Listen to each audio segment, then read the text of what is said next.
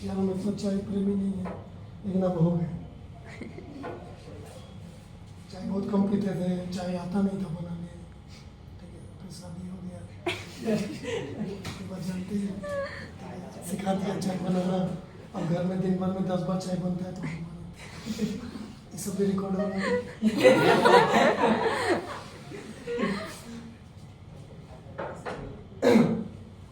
ठीक है, तो अब ऐसा है कि हम दिन भर में हमको 10-20 कप भी मिल जाए तो पी लेते हैं।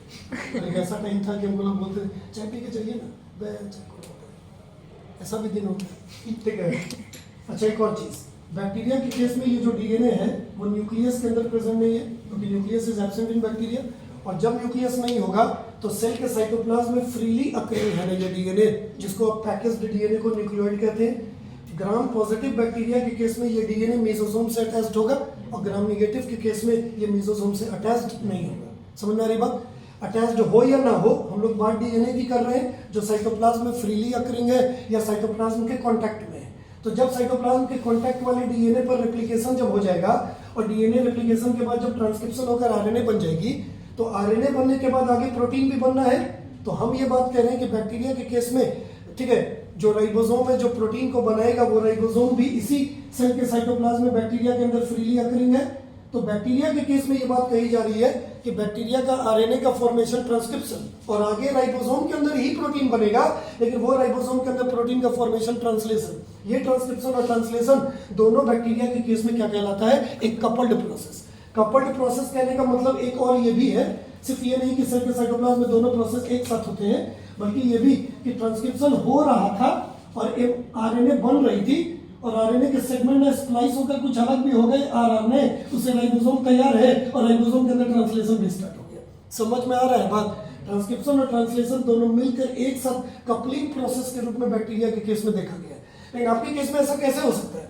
आपके केस में डीएनए तो न्यूक्लियस के अंदर है, और वो एस फेज में रेप्लिकेट किया है, एस के बाद वो G2 में जाएगा, तो G2 में जब जाएगा तब ना ट्रांसक्रिप्शन होगी, और G2 के केस में ही क्या होना है? ट्रांसलेशन। तो होगा ये कि ट्रांसक्रिप्शन होकर जो आरएनए बनेगा वो मॉडिफाई होकर 3 फंक्शनल बना, वो सब रिलीज करेगी ना, न्यूक्लियस के न्यूक्लियर एनवेलप में पोर है, उस पोर से वो निकल के सेल के साइटोप्लाज्म में आएगी।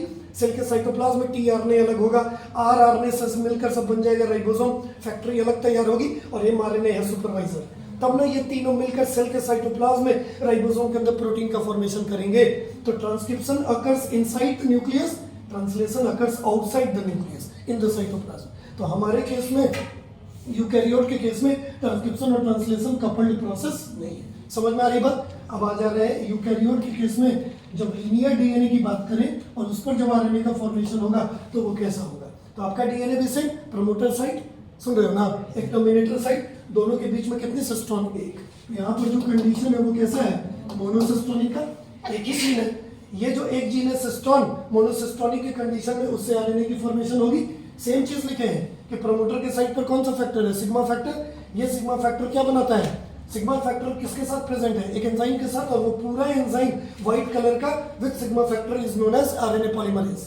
ये आरएनए पॉलीमरेज का जो सिग्मा फैक्टर है, जब ये चेन इनिशिएशन स्टार्ट कर देगा तो अगले स्टेप में ये रिलीज कर जाएगा, और जब रिलीज कर जाएगा तो बच जाएगा क्या? कोर एंजाइम, यानी कि RNA polymerase without sigma factor is known as core enzyme. ये कोर एंजाइम प्रमोटर से आगे ऑपरेटर, क्योंकि ऑपरेटर ऑन है by the regulatory gene operon की वजह से, और वो ऑपरेटर जीन से वो पॉलीमरेज यानी कि कोर एंजाइम मूव करके कहाँ जाएगी? सिस्टोन के साइड पर। और सिस्टोन के साइड को वो क्या करने लगेगा? टेम्पलेट बनाकर एक्सपोज करने लगेगा, और एक्सपोज्ड साइड पर 3 से 5 वाली डायरेक्शन जो डीएनए का चेन है उस पर हमने जाना कि एंटी पैरेलल डायरेक्शन हमारा आरएनए 5 to 3 प्राइम तैयार होगा। समझ में आ रही है बात?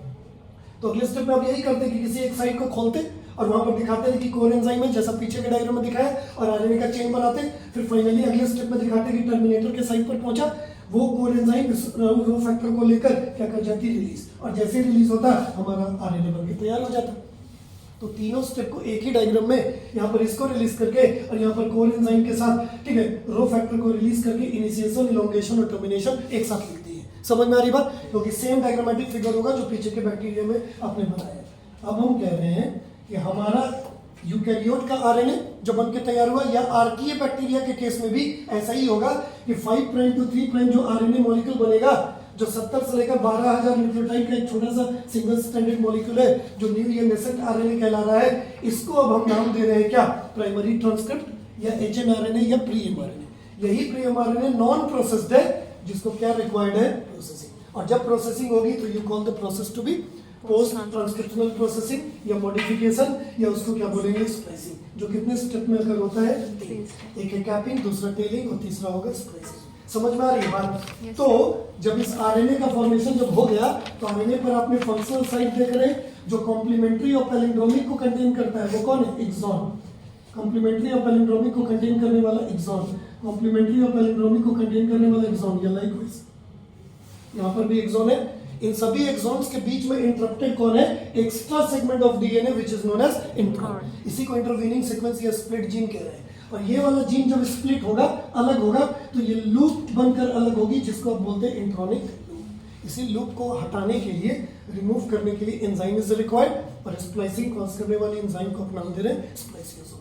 समझ में आ रहा है बात? तो पोस्ट ट्रांसक्रिप्शनल प्रोसेसिंग इसका कैसे होगा, तो 3 स्टेप में। एक और चीज ध्यान रखिएगा कि जब ये आरएनए का फॉर्मेशन हो रहा होता है तो आरएनए की फॉर्मेशन होने के दौरान ही हमने जाना कि प्रोसेसिंग स्टार्ट हो जाती है। और जब प्रोसेसिंग स्टार्ट हो जाएगी तो 5 प्राइम के रीजन पर कैप का फॉर्मेशन होना क्या है देखेंगे, और 3 प्राइम के रीजन पर टेल, पूंछ का बनना। ये जो प्रोसेसिंग है वो उसी वक्त से स्टार्ट हो जाएगा जब आरएनए का फॉर्मेशन होने लगता है। तो जब प्रोसेसिंग होगी तो सबसे पहला मॉडिफिकेशन का स्टेप क्या आएगा, हमारा capping. Capping is formation of cap.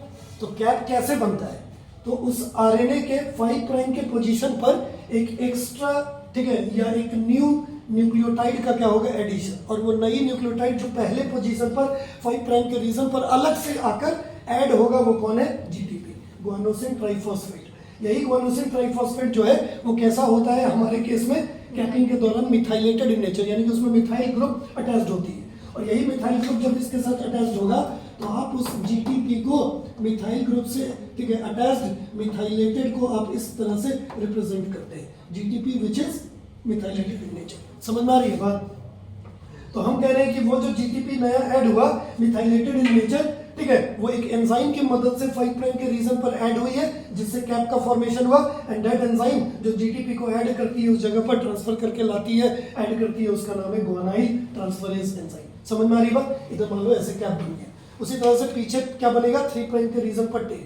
Tell का जो फॉर्मेशन है उस टेल को पूरा नाम दे रहे हैं पॉली ए टेल। ये जो ए है दिस इज एडिनाइलेटेड टेल, पूरा नाम लिख रहे हैं या बोल रहे हैं पॉली एडिनाइलेटेड टेल। ये जो वर्ड है एडिनाइलेटेड वो किसको डिनोट कर रहा है, ठीक है, एडेनिन रेसिड्यू को, यानी कि एडेनिन नाइट्रोजन बेस को। तो हमने जाना कि डीएनए और आरएनए पर कैसे एडेनिन एक नाइट्रोजन बेस के रूप में, प्यूरिन के रूप में अगर होता है। तो हमने जाना कि 3 प्राइम के रीजन पर हमने जाना कि 200 से लेकर 300 residues of adenine nitrogen base एक पूंछ की तरह 3 प्राइम के रीजन पर अटैच होती है। और वो जो अटैचमेंट है, ठीक है, दैट इज एडिनाइलेशन। तो पॉलीटेल की तरह जब ये एडेनिन के 200 से 300 रेसिड्यू जब ऐड होंगे तो एडिशन के प्रोसेस को नाम दे रहे हैं poly adenylation, and that is also caused by the enzyme. और उस एंजाइम का क्या नाम है, पॉली ए, ठीक है, पॉलीमरेज। इस एंजाइम ने 3 प्राइम के रीजन में क्या कर दिया, ठीक है, कुछ बना दिया। तो कुछ ऐसा ही ना होगा कि ये जो आपने बनाया तो पीछे के डायग्राम में उसको रिपीट कर रहे हैं। 5 प्राइम के रीजन में जीटीपी, गुआनोसिन ट्राइफॉस्फेट, जिसमें कितनी फास्फोरस है, 3, तो लिख रहे हैं पीपी। समझ में आ रही है बात? जो कैसा है नेचर में, मिथाइलेटेड। ये मिथाइलेटेड वाले का एडिशन होना, यहाँ पर जीटीपी ग्रुप का मिथाइलेटेड वाले का ऐड होना 5 प्राइम के रीजन में से क्या बनके तैयार हो गया, क्या बनके तैयार हो गया, पॉलीटेल। कहने का मतलब 3 प्राइम के रीजन में एक एडेनिन, दूसरा एडेनिन, तीसरा एडेनिन, चौथा एडेनिन, पांचवा, छठा, ऐसे करते करते करते 200 से लेकर 300 रेसिड्यूज ऑफ एडेनिन पूंछ के रूप में इस पर्टिकुलर साइट पर ऐड हुए हैं, जिससे हमारा पूंछ जो बन के तैयार हुआ 3 प्राइम के रीजन में, उसको क्या नाम दे रहे हैं, पॉली एडिनाइलेटेड टेल। 2 चीज हो गई, ठीक है, मॉडिफिकेशन में। एक अब और चाहिए, और वो ये कि जितनी भी एक्स्ट्रा सेगमेंट है which is known as intron, उसको क्या होना है, स्प्लाइस होकर अलग होना है। तो अगले स्टेप में क्या होगा, स्प्लाइसिंग। और वो जो स्प्लाइसिंग कॉज होगी वो किस एंजाइम की मदद से, स्प्लाइसियोसोम।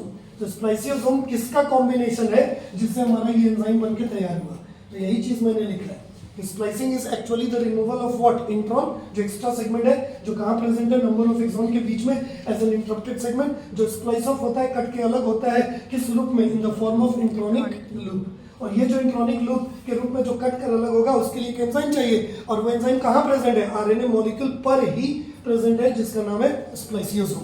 तो स्प्लाइसियोसोम होएगा, तो पूरा जो आरएनए का सेगमेंट बना है इसमें तो एमआरएनए का भी तो सीक्वेंस है, उस पर आरआरएनए भी है, टीआरएनए का भी सीक्वेंस है, एससीआरएनए और एसएनआरएनए का भी सीक्वेंस है। तो हमारे पूरे आरएनए पर प्रीकर्सर पर एक सेगमेंट है छोटा सा आरएनए का, जिसका नाम है एसएनआरएनए, स्मॉल न्यूक्लियर आरएनए, वो वाला।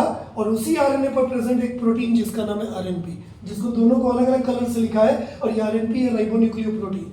इन दोनों की कॉम्बिनेशन से एक नया मॉलिक्यूल या एंजाइम कॉम्प्लेक्स बनेगा, जिसको हम नाम दे रहे हैं क्या? एसएनआरएनए का एसएन स्मॉल न्यूक्लियर, और आरएनपी प्रोटीन का आरएनपी, इसको नाम दे रहे हैं एसएनआरएनपी। जो टर्म है एसएनआरएनपी, इसका फुल फॉर्म है स्मॉल न्यूक्लियर राइबोन्यूक्लियोप्रोटीन। ये वो प्रोटीन है जिसका दूसरा नाम है spliceosome, which are involved in removal of intron known as the process splicing. समझ में आ रहा है बात? यही जो वर्ड आपने लिखा है ये तो हमारा बायोलॉजिकल वर्ड है एसएनआरएनपी, जिसको हम प्रोनाउंस करते हैं इसको पूरा एक साथ स्नर्प।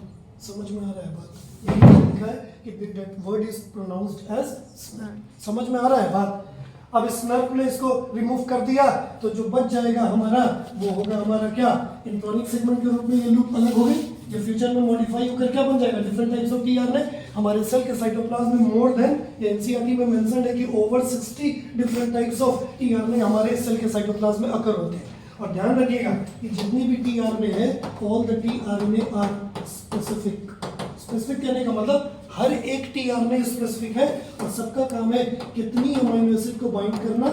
एक अमीनो एसिड को। एक टीआरएनए सिर्फ एक अमीनो एसिड को बाइंड करता है। फिर कोई दूसरा टीआरएनए है 60 में से, उसका काम होगा किसी एक अमीनो एसिड को बाइंड करना। फिर कोई तीसरा टीआरएनए है, उसका काम होगा किसी एक अमीनो एसिड को बाइंड करना। समझ में आ रही है बात? और सबका काम होगा अलग अलग टाइम पर जाकर, ठीक है, राइबोसोम की फैक्ट्री में उस अमीनो एसिड को जिसको बाइंड करके वो ले गया उसको रिलीज करना, ताकि सभी अमीनो एसिड्स आपस में पेप्टाइड बॉन्ड से जुड़ जाए, और उनके एडिशन से हमारा पॉलीपेप्टाइड चेन यानी कि प्रोटीन का फॉर्मेशन ट्रांसलेशन प्रोसेस के द्वारा राइबोसोम फैक्ट्री में अंदर हो सके। समझ में आ रही है बात?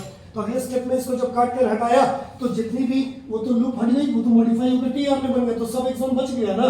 तो डॉटेड में दिखा रहे हैं कि ये, ठीक है, इंटरप्टेड सेगमेंट के अलग होने की वजह से अभी ये जुड़ा हुआ नहीं है। तो आपको पता है कि आरएनए का सिंगल स्ट्रैंडेड जो है वो भी तो न्यूक्लियोटाइड से बना है, और सभी न्यूक्लियोटाइड्स आपस में कौन से बॉन्ड से जुड़ी हुई है? फॉस्फोडाइस्टर बॉन्ड से। तो डीएनए का जो ओकाजाकी फ्रैगमेंट था उसको भी आपने लाइगेट किया था लाइगेज एंजाइम से, तो उसको आपने नाम दिया था डीएनए लाइगेज। यहाँ पर जिससे करेंगे वो होगा आरएनए लाइगेज। समझ में आ रही बात? और आरएनए लाइगेज एंजाइम का क्या काम होगा? फॉस्फोडाइस्टर बॉन्ड करना, और फॉस्फोडाइस्टर बॉन्डिंग हमेशा कैसी होती है? 3 से लेकर 5 प्राइम की डायरेक्शन में। समझ में आ रहा है बात? यानी कि पहली वाली जो न्यूक्लियोटाइड होगी, ये तो जीटीपी एक्स्ट्राइड हुआ, मान लो ये पहला वाला न्यूक्लियोटाइड है, जिस पहली वाली न्यूक्लियोटाइड के 5 प्राइम रीजन पर हाइड्रोक्सिल ग्रुप के साथ अटैच्ड कौन है? फास्फोरस। रह जाने दीजिए, बगल में दूसरा होगा, सुन रहे हो? ये दूसरा वाला जो है इसका 5 प्राइम रीजन पर हाइड्रोक्सिल ग्रुप से कौन अटैच्ड है? फास्फोरस। सुन रही बात?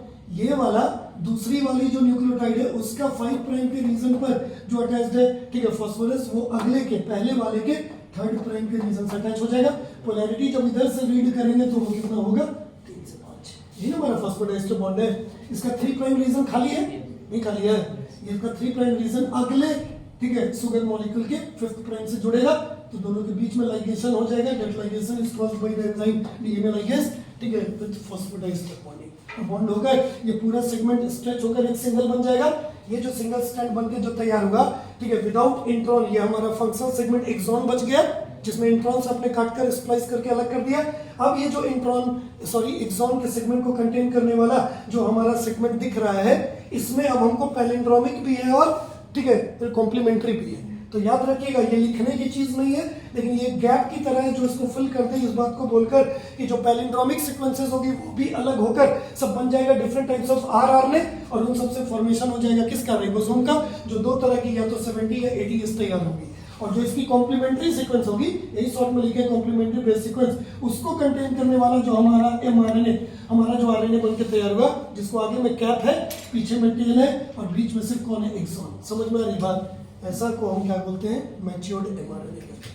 अब ये जो मैच्योर्ड एमआरएनए है, ये मैच्योर्ड एमआरएनए कैसा है? बढ़े आगे यहीं से साथ में लिखिए और कंटिन्यू करिए।